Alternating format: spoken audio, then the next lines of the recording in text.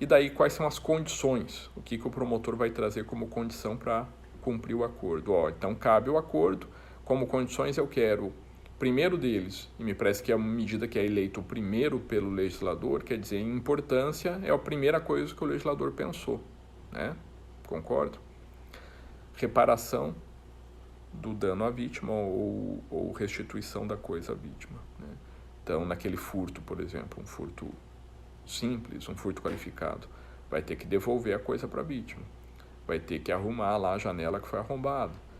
Então não basta querer fazer o acordo, ser primário, né, ter o limite objetivo, menos de 4 anos de pena mínima, não é um fato violento, não é reincidente, ele tem que aceitar recompor a situação da vítima ao status quo, né, indenizar a vítima, devolver o bem ou equivalente em dinheiro e assim por diante.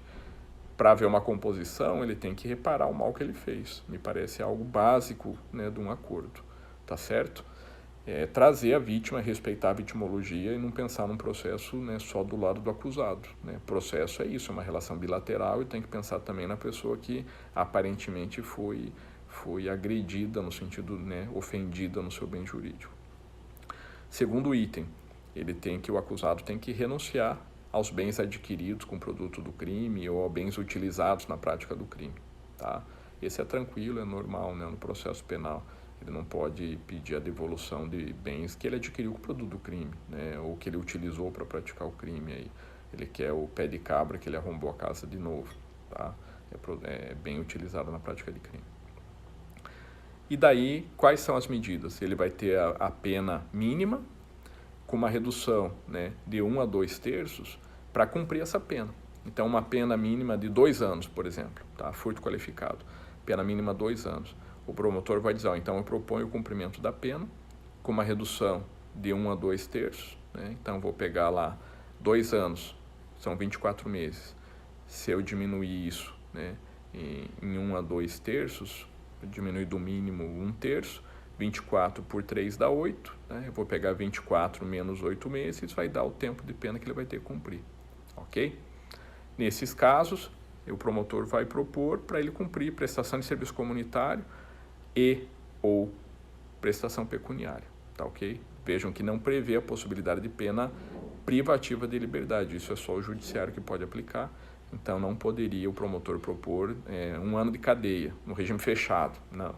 Tanto é que o limite de 4 anos me parece que não é por acaso, né? Quando a Tuca pergunta aí, né, se avança na questão civil, né, me parece que isso é uma tendência. Tanto é que na violência doméstica já é bem comum propor a indenização do dano à vítima na denúncia do MP. Né? Quem atua na área de violência doméstica, principalmente em grandes centros, vai ver que há uma tendência já de pedir a reparação do dano à vítima, inclusive dano moral. Por exemplo, fixar um dano moral em razão da vítima que apanhou do marido em público, o constrangimento que ela passou. Reparar porque a vítima foi contagiada com uma doença venérea. Algumas situações que hoje em dia são bastante utilizadas, já inclusive na esfera do dano moral. Tá? Para evitar que daí tenha que propor mais um processo para buscar uma reparação. A ideia é tentar, dentro do possível, já resolver tudo isso no processo penal, certo? Mas e qual o parâmetro? Vai fixar só prestação de serviço? Prestação de serviço e prestação pecuniária, né? Estão lá no 45 e 46 do Código Penal, para quem não está habituado no direito penal, depois dá uma olhada lá, né, como que cumpre, tá? A prestação de serviço, ela é 1 hora por dia de condenação, tá?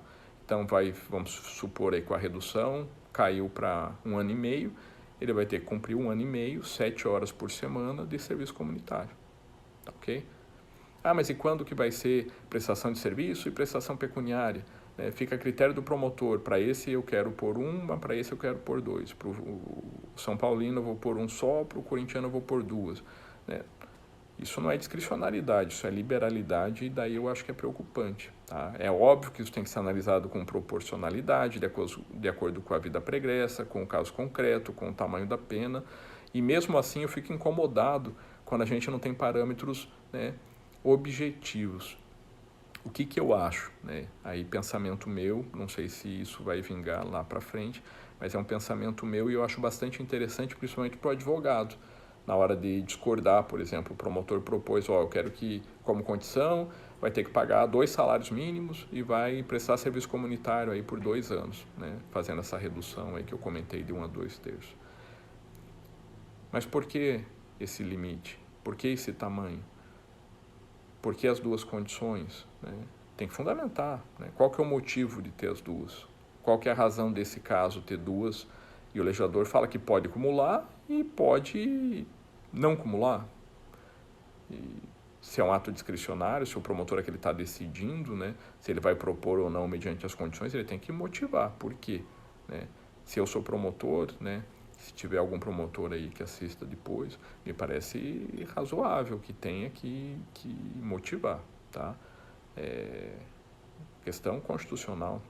Até porque deriva da própria ampla defesa do contraditório. Como é que eu vou discordar do entendimento do promotor, que fixa 2 condições num patamar X, se ele não me diz por quê? Eu vou reclamar como? De que motivo? Tá? Então, me parece que tem que ser motivado. Segundo, qual que é o parâmetro? Já que não tem um parâmetro objetivo, mais uma falha legislativa, me parece que seria o caso de buscar a complementação aonde? Lá no Código Penal. Porque lá no artigo 40 e poucos seguintes, principalmente do 44 em diante, a gente vai tratar das penas substitutivas, né, as chamadas penas restritivas de direito. Tá? E lá fala que quando a pena é abaixo de 4 anos, o crime não é violento, o acusado é primário, é o caso de aplicar penas substitutivas, aquilo que se convencionou se chamar de penas alternativas. Tá? Então eu tenho um parâmetro, que me parece que eu posso importar por analogia para que seja aplicado aqui, tá bom? No caso de condenação eu tenho essa fixação, por que aqui no acordo de não persecução penal, com requisitos bastante similares, eu não vou aplicar, né? Então, daria para eu justificar, promotor, veja bem, o senhor está falando isso, mas se ele fosse condenado a uma pena de 11 meses, ele só cumpriria uma medida. Né? Por que aqui ele vai ter que cumprir 2? Aqui ele está fazendo um acordo e vai ter que cumprir 2? Né? Me parece razoável observar os parâmetros lá do 44 e seguintes, tá certo? Fica a dica aqui, acho que é um argumento bastante forte para um caso desse.